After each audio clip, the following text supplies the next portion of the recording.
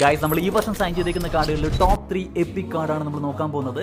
അതിൽ നമുക്ക് 3rd rank കൊടുക്കാൻ സാധിക്കുന്നത് തീർച്ചയായിട്ടും നമ്മുടെ കാൻഡോയുടെ ഈ ഒരു കാർഡാണ്. ഫോക്സ് ഇൻ ദ ബോക്സ് ആയതുകൊണ്ട് തന്നെ നമ്മൾ അധികം ഗെയിംസൊന്നും കളിച്ചിട്ടില്ലാന്നുണ്ടെങ്കിലും ഈയിടെ ഇറക്കി കളിപ്പിച്ച് നോക്കിയപ്പോഴാണ് ഈ ഒരു കാർഡിന്റെ റേഞ്ച് മനസ്സിലാക്കിയിരിക്കുന്നത്. ഈ ഒരു കാർഡ് നമ്മൾ ഈ ഒരു പ്രോഗ്രഷനിൽ നിങ്ങൾ കളിപ്പിക്കുകയാണെന്നുണ്ടെങ്കിൽ തീർച്ചയായിട്ടും ബെസ്റ്റ് ആയുള്ള റിസൾട്ടാണ്. നിങ്ങളുടെ കയ്യിലുണ്ടെങ്കിൽ തീർച്ചയായിട്ടും ഇറക്കി കളിപ്പിച്ച് നോക്കുക. ലോങ് റേഞ്ചിനൊക്കെ ബെസ്റ്റ് റിസൾട്ടാണ് ഈ ഒരു കാർഡ് തരുന്നത്. അത്രയും ഗോൾ കൺവേർഷൻ റേഷ്യും കാര്യങ്ങളൊക്കെ ഈ ഒരു കാർഡ് നിലവിൽ തരുന്നുണ്ട്. നിങ്ങളുടെ കയ്യിലുണ്ടെങ്കിൽ തീർച്ചയായിട്ടും കോമന്റ് ചെയ്യുക. ഇതിൽ നമുക്ക് റാങ്ക് 2 കൊടുക്കാൻ സാധിക്കുന്നത് തീർച്ചയായിട്ടും റീസൺലി സൈൻ ചെയ്തിരിക്കുന്ന നമ്മുടെ മുള്ളറിന്റെ ഈ ഒരു കാർഡാണ്. ആളും ഫോക്സ് ഇൻ ദ ബോക്സ് തന്നെയാണ്. തീർച്ചയായിട്ടും നിങ്ങൾ ഫോക്സ് ഇൻ ദ ബോക്സ് ആണെന്ന് വെച്ച് മാറ്റി നിർത്താൻ പാടില്ലാത്ത one of the best card തന്നെയാണ് ഈ ഒരു കാർഡ് എന്ന് പറയുന്നത്. ആൾ ഫിസിക്കലി കുറച്ച് വീക്ക് ആണെന്നുണ്ടെങ്കിലും നിങ്ങൾ ഈ ഒരു പ്രോഗ്രഷനിൽ കളിപ്പിക്കുകയാണെന്നുണ്ടെങ്കിൽ ബെസ്റ്റ് റിസൾട്ട് കിട്ടുന്നുണ്ട്. മെയിൻ ആയിട്ടും ഡബിൾ CF ഫോർമേഷനിൽ മാത്രം കളിപ്പിക്കാൻ ശ്രമിക്കുക. സോ റാങ്ക് 1 മറ്റാരുമല്ല, നമ്മുടെ പേരിലൂടെ ഈ ഒരു കാർഡാണ്. ഇയാളെ നമ്മൾ ഈ ഒരു പ്രോഗ്രഷനിൽ കളിപ്പിക്കുകയാണെന്നുണ്ടെങ്കിൽ ഒന്നും പറയാനില്ല ഗൈസ്, അത്രയും ബെസ്റ്റ് റിസൾട്ടാണ് CMFൽ ഈ ഒരു കാർഡ് കാഴ്ചവെക്കുന്നത്. പാസിംഗ് ആണെന്നുണ്ടെങ്കിലും ഡ്രിബിളിംഗ് ആണെന്നുണ്ടെങ്കിലും വേണ്ടി വന്നാൽ ഷൂട്ടിംഗ് ആണെങ്കിൽ പോലും ബെസ്റ്റ് റിസൾട്ടാണ്. അത്രയും ക്വാളിറ്റിയും അത്രയും ഡീറ്റെയിലിംഗുമാണ് കൊണാമി ഈ ഒരു കാർഡിന് കൊടുത്തേക്കുന്നത്. നിങ്ങളുടെ കയ്യിലുണ്ടെന്നുണ്ടെങ്കിൽ തീർച്ചയായിട്ടും